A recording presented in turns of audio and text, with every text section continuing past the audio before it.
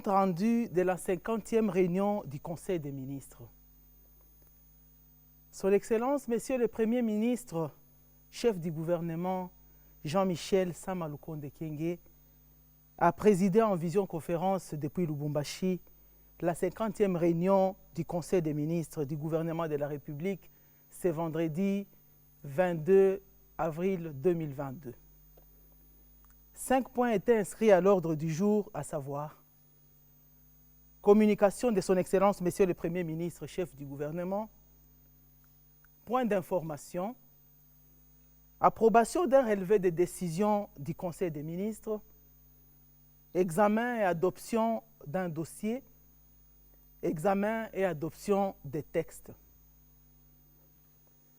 La communication de son Excellence, Monsieur le Premier ministre, chef du gouvernement, a porté sur 2 points, à savoir de l'ouverture des travaux de la conférence interprovinciale des espaces Grand Kassai, Grand Katanga. Son Excellence, Monsieur le Premier ministre, chef du gouvernement, a annoncé au Conseil qu'il préside la 50e réunion depuis la ville de Lubumbashi, qui revêt une double symbolique. Primo, depuis Lubumbashi, le Premier ministre participe aux travaux de la conférence interprovinciale des espaces Grand Kassai, Grand Katanga, aux fins de suivre de près la situation de la cohabitation intercommunautaire et s'imprégner de la problématique de l'exode rural. Ces travaux, voulus par le président de la République, chef de l'État, Félix-Antoine Tshisekedi, devront permettre aux parties prenantes à proposer au gouvernement des pistes de solutions dans une approche globale. Segundo, cette 50e réunion du Conseil des ministres coïncide avec l'an 1 du gouvernement que le Premier ministre Sama Lukonde a l'insigne honneur de diriger. Comme à l'occasion de tout anniversaire, le chef du gouvernement a indiqué que l'heure est au bilan. À cet effet, au nom du devoir de redevabilité, le gouvernement doit présenter ce qu'il a pu et dit accomplir au cours de ces 12 mois de gouvernement. De la mise en œuvre effective de la couverture santé universelle avec la création des 5 établissements publics dédiés. Le Premier ministre a rappelé qu'à la 38e réunion du Conseil des ministres, la couverture santé universelle a été décrétée une cause nationale. Cette réforme permettra en effet à l'ensemble de la population congolaise d'accéder aux services de soins préventifs, curatifs, palliatifs, de réadaptation et de promotion de santé, conformément à la vision sociale de son Excellence, Monsieur le Président de la République, chef de l'État.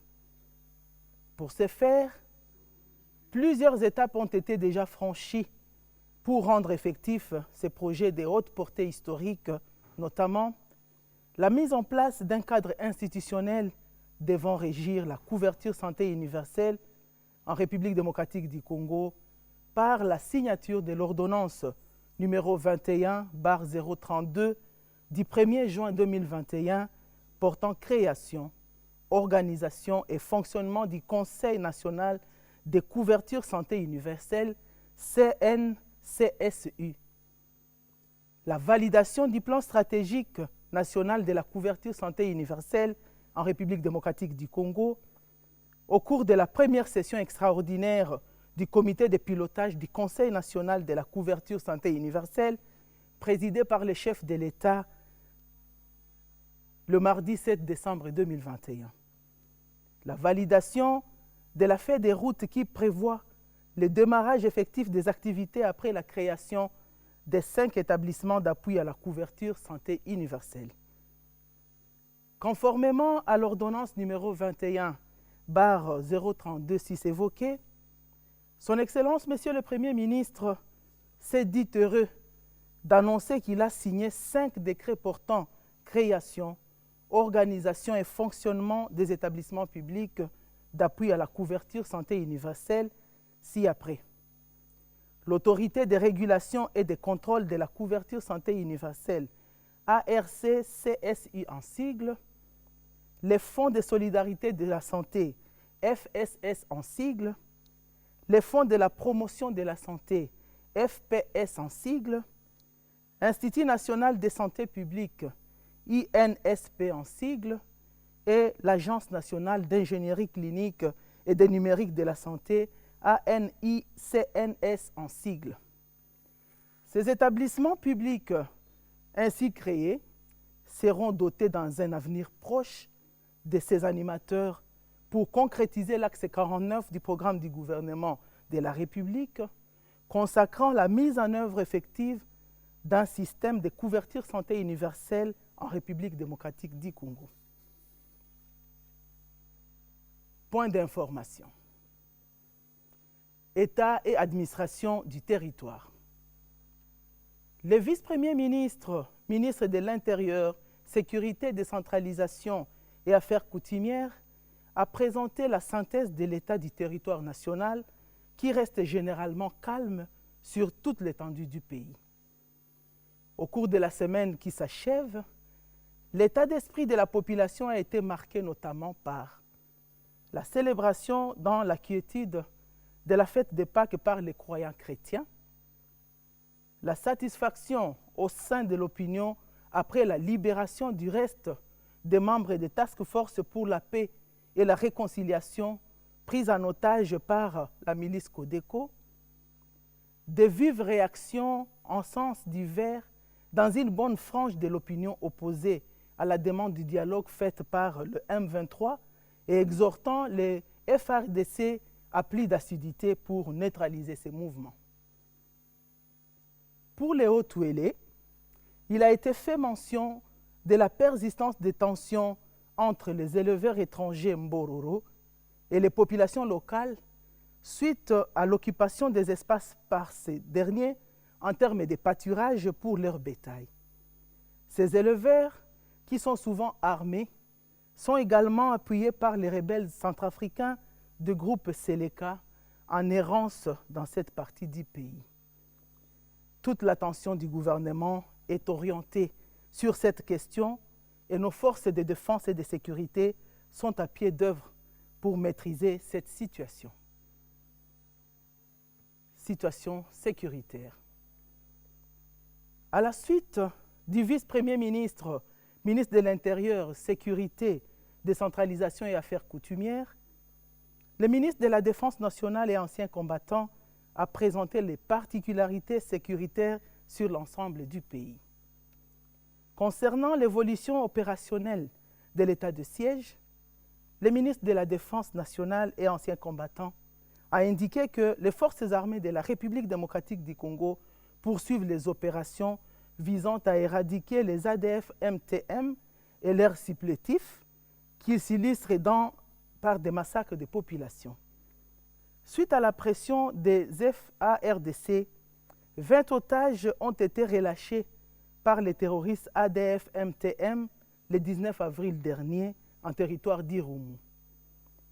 Après interrogation, les rescapés ont fait état de l'épuisement de ces groupes terroristes et signalé que leur effectif actuel s'élève à plus ou moins 100 combattants, 40 femmes et une vingtaine d'enfants, et parmi eux, quelques étrangers, dont 2 Somaliens. Dans les secteurs opérationnels Sukola 2 Nord Kivu et Sukola 1 Grand Nord, l'alerte maximale des unités de ces secteurs reste de mise. Les opérations de patrouille, de combat et de liaison ont été intensifiées sur tous les axes contre l'activisme des groupes armés.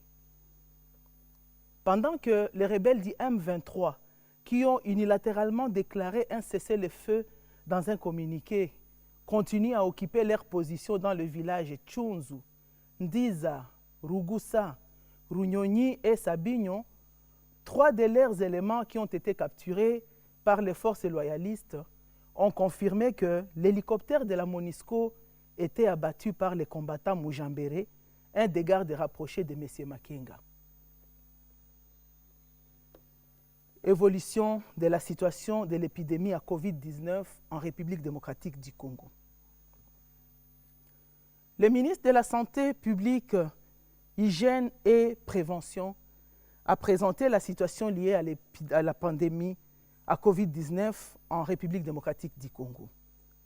Il a indiqué que, globalement, la situation sanitaire de la pandémie à Covid-19 reste stable et maîtrisée en République démocratique du Congo avec un taux de létalité de 1,5%. La courbe des cas de contamination demeure toujours à la baisse. En effet, dans la période du 16 au 22 avril 2022, on a enregistré seulement 8 nouveaux cas de contamination, dont 6 à Kinshasa, 1 au Lualaba et 1 au Haut-Katanga. La courbe descendante du taux de contamination devrait pousser la population à observer davantage les mesures barrières pour qu'avec les efforts des uns et des autres, notre pays soit parmi les États qui vont vaincre cette pandémie. Par ailleurs, au regard du développement du sous-variant BA aux États-Unis d'Amérique, en Chine, en France et en Allemagne, il est recommandé aux services travaillant aux frontières de renforcer les dispositifs de contrôle sanitaire de la manière la plus rigoureuse. En même temps, la campagne de couverture vaccinale doit se poursuivre car notre pays dispose de 6,6 millions de doses de vaccins contre Covid-19, dont 3,5 millions sont stockés à Kinshasa et 1,5 million en province. Le taux de vaccination doit s'accroître car 1,4 million de doses risquent de péremption entre mai et juillet 2022. Avant de clore son propos, le ministre de la Santé publique, Hygiène et Prévention a informé le Conseil de sa décision autorisant temporairement des tests rapides au point d'entrée de Kasumbalesa afin de réduire les temps d'attente et favoriser la circulation des camions, évitant ainsi les congestions des tracts à ces points d'entrée. Le Conseil a pris acte de cette note d'information. Note d'information à l'issue de la 52e réunion ministérielle de l'ORADA. La ministre d'État, ministre de la Justice et garde des Sceaux, a informé le Conseil de sa participation à la 52e réunion ministérielle de l'Organisation pour l'harmonisation en Afrique du droit des affaires ORADA. Cette réunion s'est tenue à Niamey du 14 au 15 avril 2022 sous le haut patronage de son Excellence M. Mohamed Bazoum, président du Niger et président en exercice depuis janvier 2022 de la conférence des chefs d'État et du gouvernement de l'ORADA. Un temps fort de cette 52e réunion, c'est l'élection des 5 juges de la Cour commune de justice et d'arbitrage, élection au terme de laquelle notre compatriote Jean-Marie Kambouma Soula a été élu juge. Sur l'instruction de son Excellence, Monsieur le Président de la République, chef de l'État, le gouvernement était appelé à soutenir et à accompagner la candidature de notre compatriote Kambouma, qui a réussi à battre les 11 autres candidats au poste présentés par 9 différents pays. Pour le moment, la République démocratique du Congo assume la vice-présidence de cette organisation et en prendra les commandes en 2023. Le Conseil a pris acte de cette note d'information. Évolution de la situation récente sur le marché d'échange ainsi que des biens et services. Invité à intervenir, le vice-gouverneur de la Banque centrale du Congo, représentant la gouverneure empêchée, a présenté au Conseil la situation récente sur les marchés d'échange ainsi que des biens et services. Il a indiqué qu'au 15 avril 2022, la conjoncture économique nationale continue à être marquée par les effets de la guerre en Ukraine. On note d'une part une amélioration de la balance de biens du fait de la hausse du cours des produits exportés par le pays et d'autre part une accélération des prix intérieurs à la suite de la hausse de prix des produits importés, en particulier les produits céréaliers. Par ailleurs, le vice-gouverneur de la Banque centrale du Congo a souligné que la situation économique nationale demeure globalement stable en dépit des pressions observées sur le marché de biens et services avec la hausse de prix des produits alimentaires conjuguée aux craintes des perturbations de l'approvisionnement en produits énergétiques.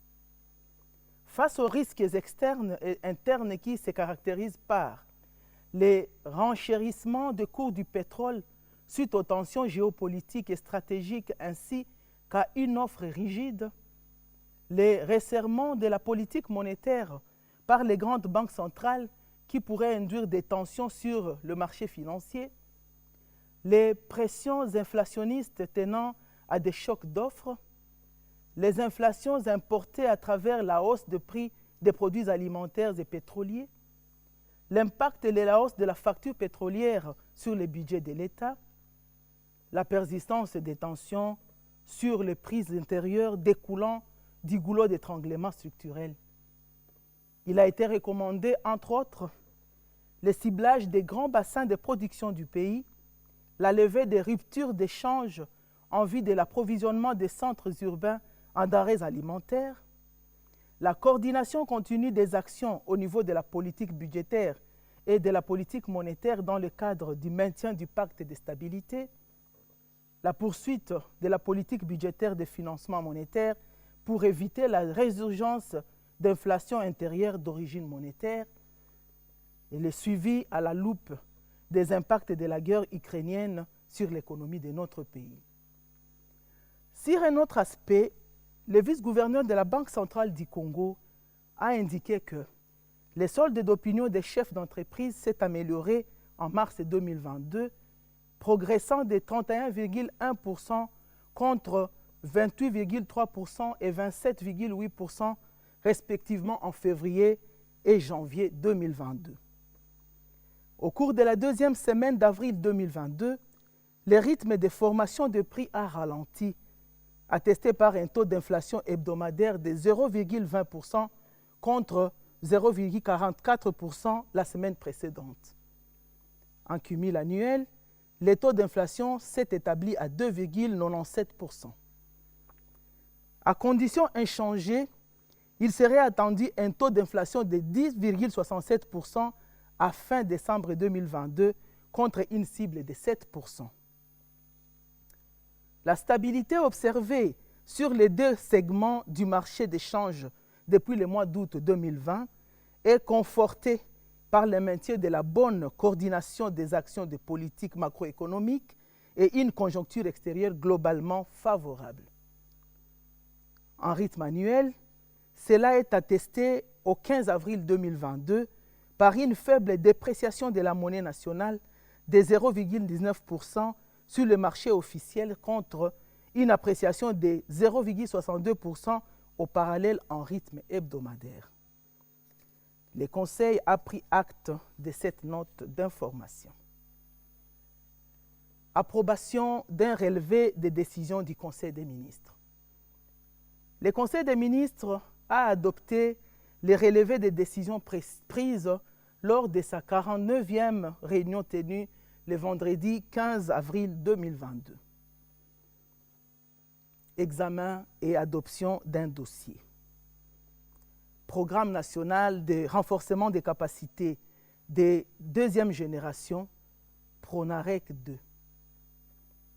Le vice-ministre du Plan, représentant le ministre d'État, ministre du Plan en mission, a présenté au Conseil les dossiers portant Programme national de renforcement des capacités de la deuxième génération, PRONAREC 2. Il a indiqué que les 10 projets ont déjà été examinés et adoptés par la commission gouvernementale ECOFIN le 19 avril 2022. Ces programmes se justifient par l'impérieuse nécessité pour le pays de disposer des capacités nécessaires et suffisantes pour lutter contre la pauvreté et les inégalités qui s'inscrivent dans la droite ligne de la vision du président de la République, chef de l'État. Fruit d'un long processus participatif, Les programmes se déclinent sur 5 principaux piliers, à savoir renforcement des capacités institutionnelles, renforcement des capacités humaines, renforcement des capacités d'innovation et d'inventivité, renforcement des capacités pour améliorer la gouvernance locale et promouvoir les développements à la base, renforcement des capacités de résilience et développement des mécanismes de réponse rapide aux chocs, aux urgences et aux crises de divers ordres. Les capacités issues de ces piliers permettront au pays de se libérer de la forte dépendance extérieure. Le programme est un outil programmatique par excellence de la stratégie de renforcement des capacités nationales pour l'identification des institutions résilientes, fortes et de qualité, la promotion d'une administration publique et d'un service moderne et plus performant au service du développement socio-économique, et la promotion et le développement du capital humain par la valorisation des ressources humaines du secteur public, du secteur privé et de la société civile à tous les niveaux. Tel qu'adopté par le Conseil national de renforcement des capacités, CNRC, et la Commission gouvernementale ECOFIN, le coût global de ces programmes est de dollars américains 152 355 539,86.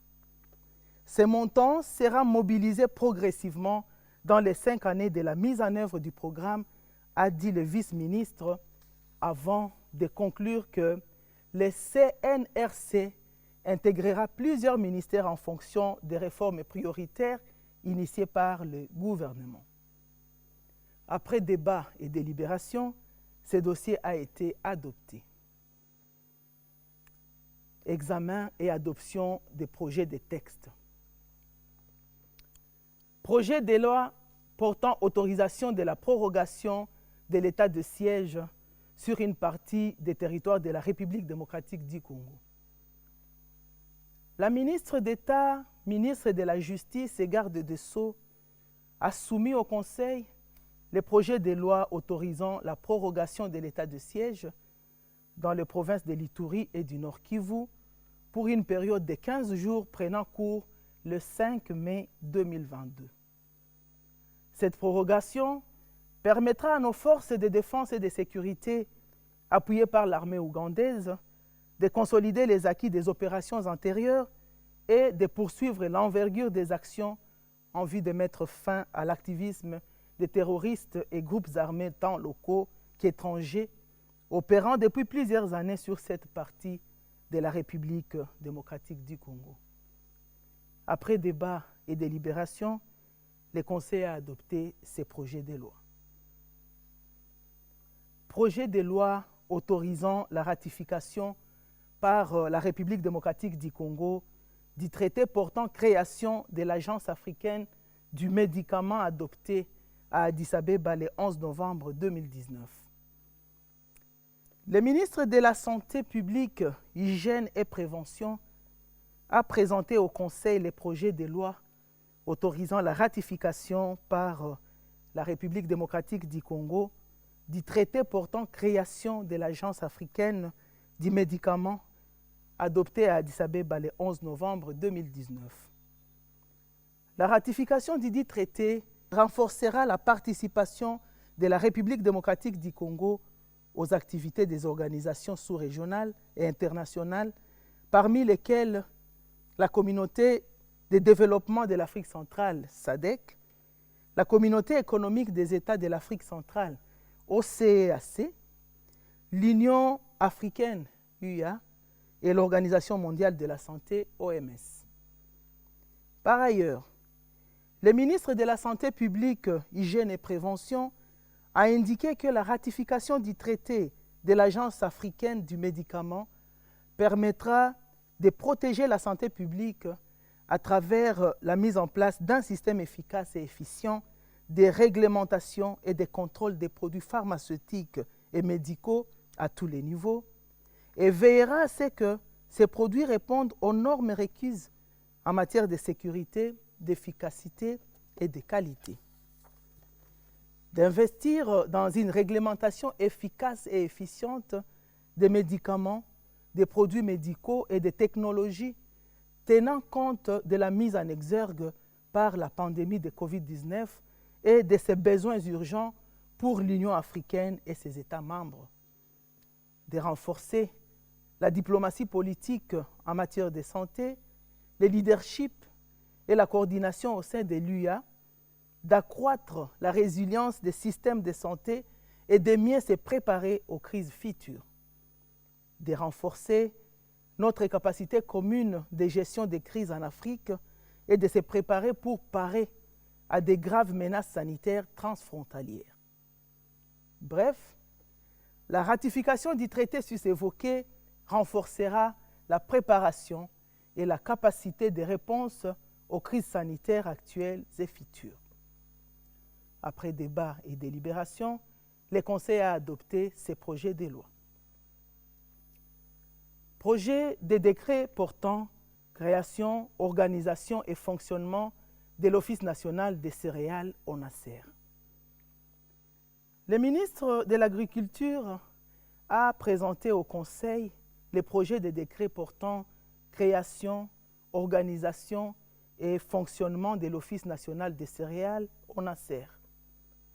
Ces projets se justifient par le fait que, malgré sa superficie de 2 345 000 km² et de 80 millions d'hectares de terres arables dont 80% ne sont pas à ce jour exploités, la majorité des Congolais vivent sous un manque criant de denrées alimentaires en général et des céréales en particulier. Les missions assignées à l'ONACER sont la production, la promotion, la commercialisation des cultures céréalières et l'encadrement des exploitants agricoles œuvrant dans ces secteurs. Après débat et délibération, le Conseil a adopté ces projets de décret. Commencé à 13h34, la réunion du Conseil des ministres a pris fin à 15h54.